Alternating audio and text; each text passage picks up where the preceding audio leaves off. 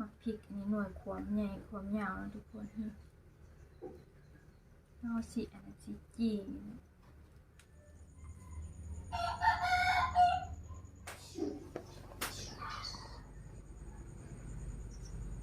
สบายดีทุกคนสบายดีตอนเสาร์เด้อตอนมื้อนี้กะน้องเพียงหากะมาเตะหาเฮ็ดน้องพี่น้องนี่ได้เฮ็ดเต็มคู่หน่อยนะทุกคน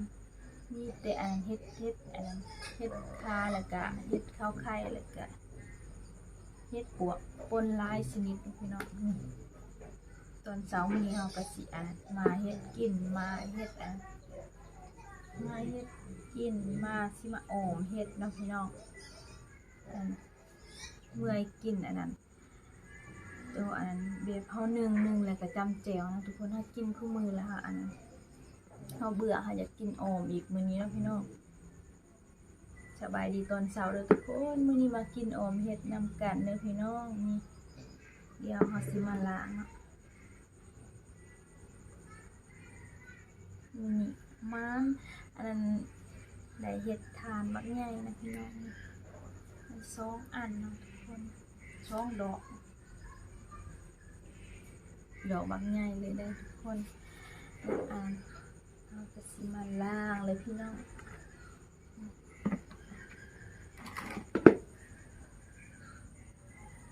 เมื่อนี้ก็อันเฮ็ด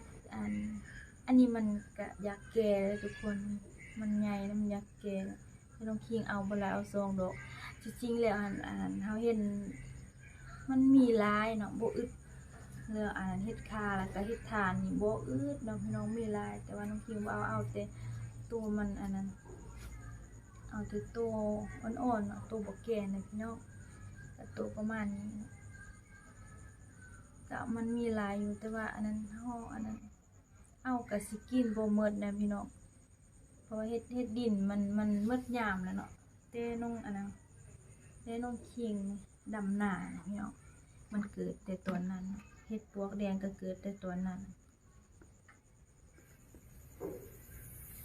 ช่วงนี้มันสิมีแต่เฮ็ดคาแล้วก็เฮ็ดทานและเฮ็ดปวกแดงเฮาได้น้อยนึงเนาะได้บ่หลาย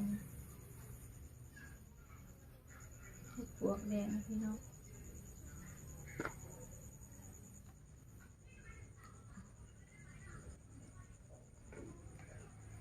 นี่ก็เฮ็ดข้าวไข่เด้อพี่น้องเฮาสิอันนั้นได้บ่หลายเนาะคันได้หลายเฮาสิอันนั้นสิปิ้งแล้วก็สิอันนั้นตำแจ่วนะเฮ็ดแจ่วกิน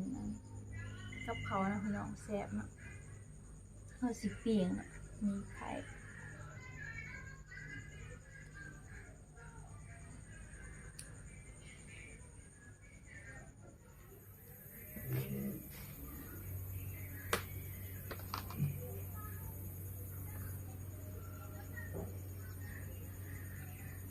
ได้หน่อไม้ก็สิประมาณนี้ทุกคนก็ได้บ่หลายได้หน่อไม้เนาะเดี๋ยวตอนแรกเฮาก็อันนั้นคันบ่ได้เมื่อหน้าก็สิอันนั้นสิออกไปหาหน่อไม้เนาะทุกคน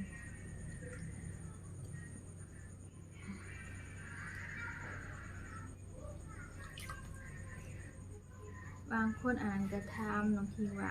หายหน้าหายตาไปเลยไปไหนมาเนาะหรือว่าไปไสหั่นแหละน้องคิงอันนั้นดำหน้าเด้อทุกคนดำหน้าแล้วก็ฟ้าเอาคุมให้มันแล้วแล้วก็อันนั้นบ่ได้ถ่ายคลิปบ่ได้เฮ็ดคลิปนะพี่น้อง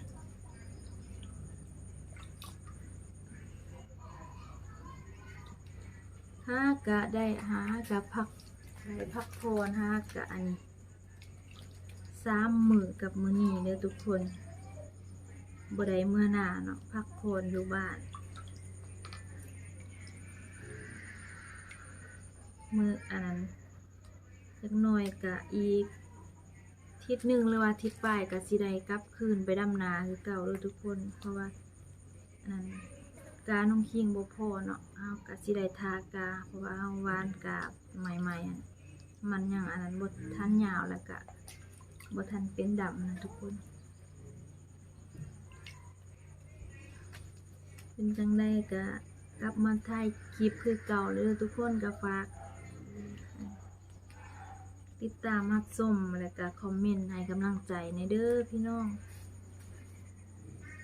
มีเวลากันกลับมาถ่ายคลิปคือเก่าทุกคนเพราะว่าต้นดำนาเอาคุมแต่ดำนาเนาะบ่ได้เฮ็ดคลิปบ่ได้ถ่ายคลิป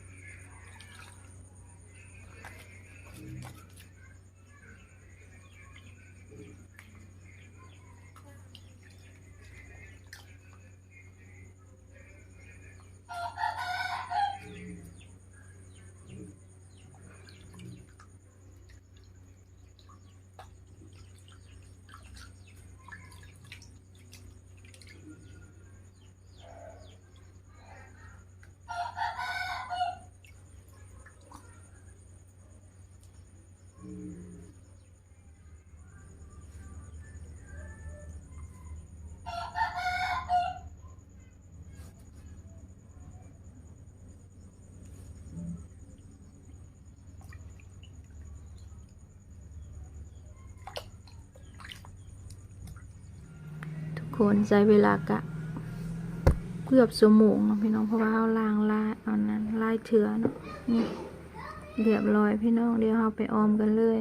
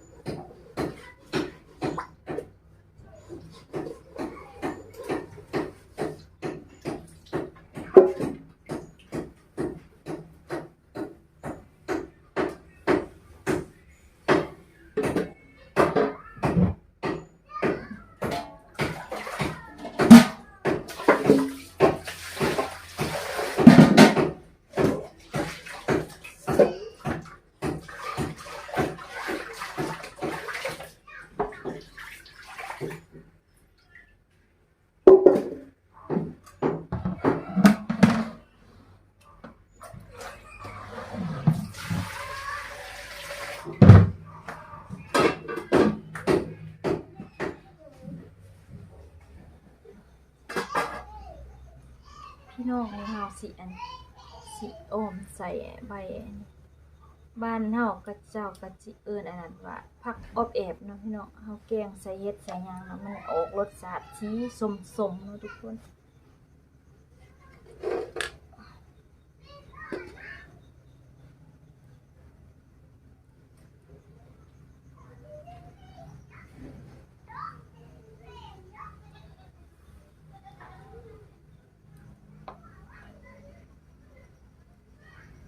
แกงใส่เห็ดปวกเ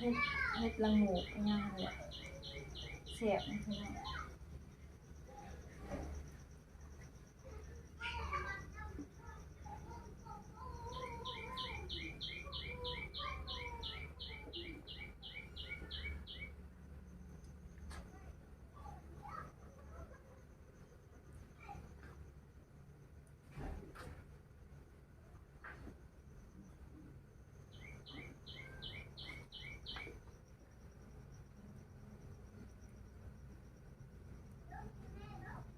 ส่วนลายอันนั้นน้ำพริกแหละมันสิมีแต่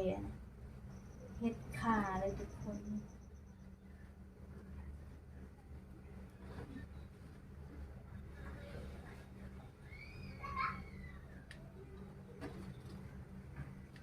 เดี๋ยวจักหน่อยเฮาก็สิใส่ผักอันนี้เนาะพี่น้อง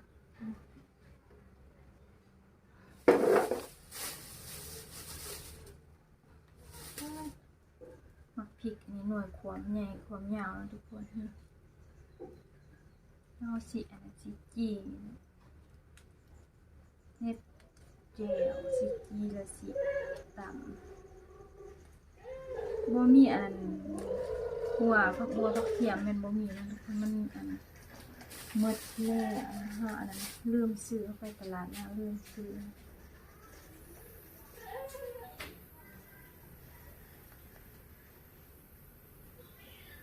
4 หน่วยพี่น้อง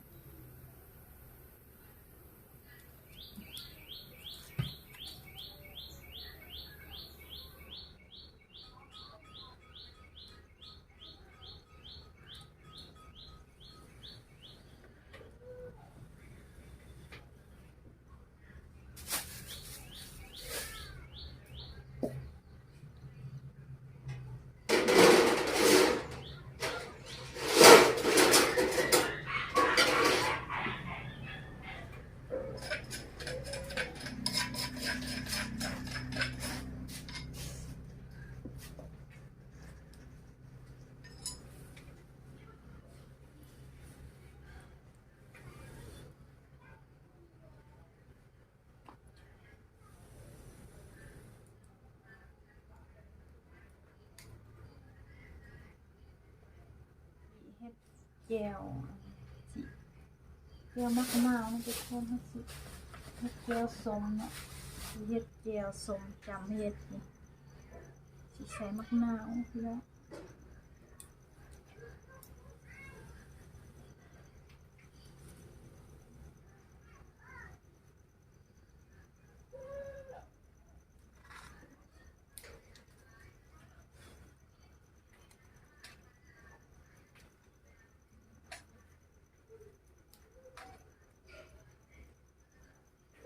อ่อน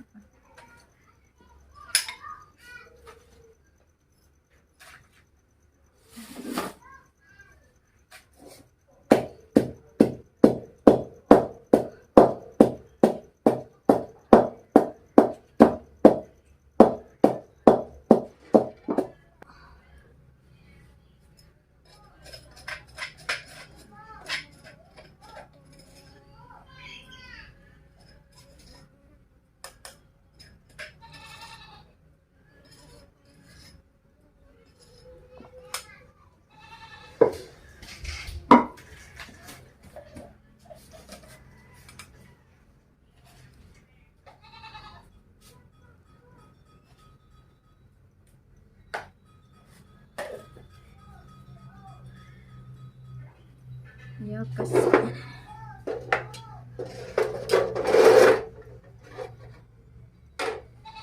เฮ็ดกับบ่ทันได้ปรุงอันนั้นเกลือไปงัวซั่นพี่น้องเพราะว่าเมื่อกี้สิเฮ็ดแจ่วก่อนสิปรุงแจ่วก่อน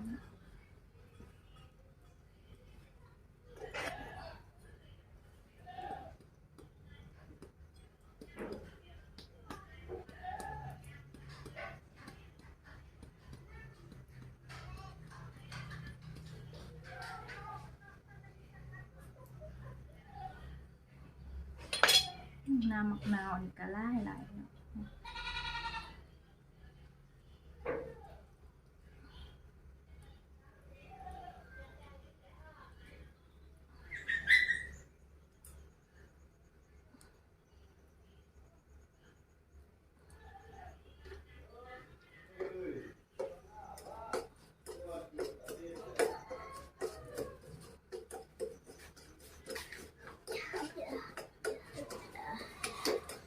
เดี๋ยวจักหน่อยเอาก็สิใส่น้ำปลาแดกเนาะ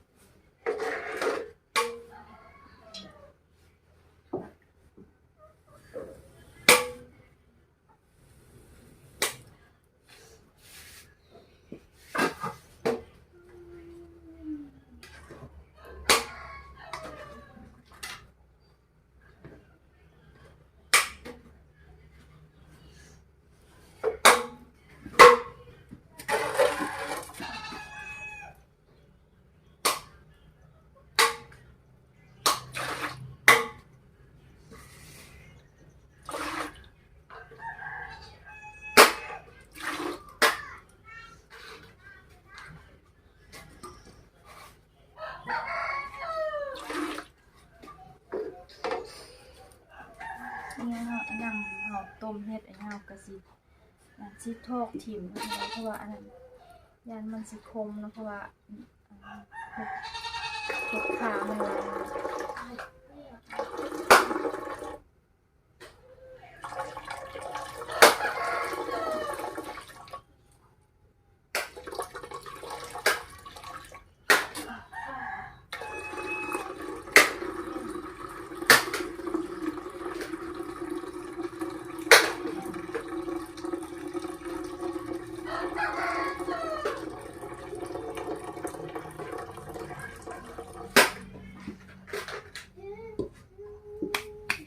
เอาหนำมาใส่มัน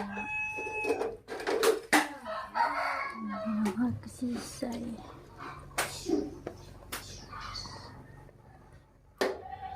่ปลาเด็กก่อนทุกคน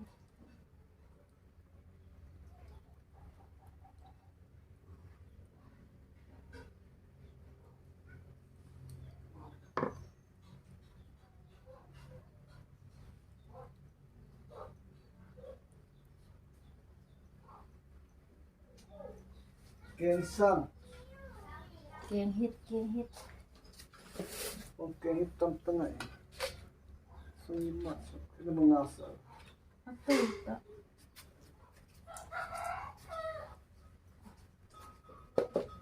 ซาซูขัวซาขัวซู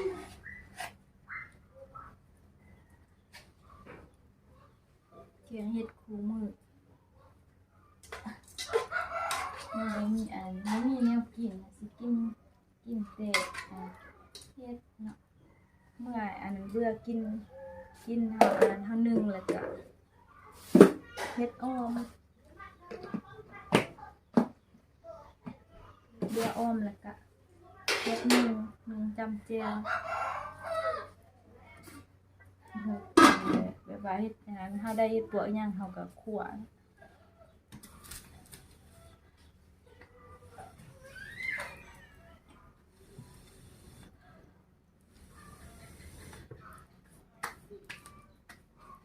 ยามเฮ็ดก็กินเฮ็ดคู่มือคันว่าบ่ได้ไปขายเนาะยามหน่อไม้ก็กินหน่อไม้เกือบคู่มือเนาะเกือบทุกมื้อเลย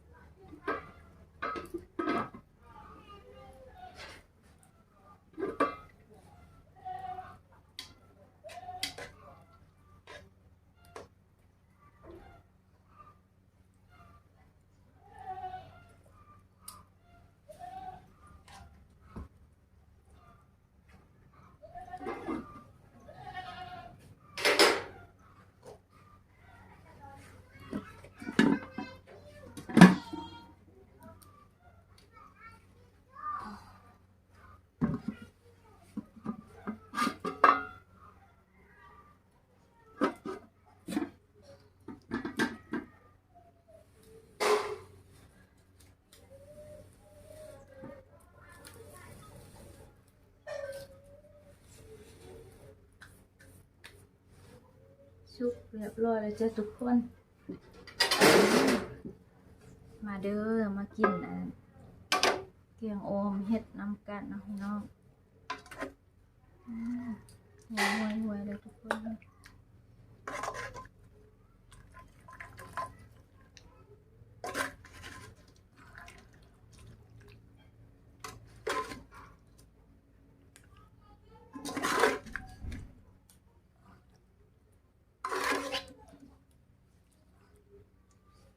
นี่หน้าตาก็สิประมาณนี้เลยทุกคนนี่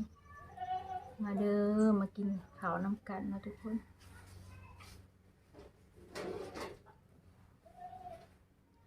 อาหารเช้าก็อันนั้นให้แม่นอาหารเช้าแล้วเนาะก็เที่ยงแล้วตอนนี้ก็10 โมงปลายแล้วเนาะพี่น้องมาเด้อมากินข้าวน้ำกันทุกคนนี่ก็หมกปลาแต่ตอนแรกว่านี้เนาะทุกคนกินบ่หมดเหลือกินมื้อนี้มันก็ออมเฮ็ดพี่น้องมาเด้อทุกคนเอาสิลองชิมก่อนเนาะ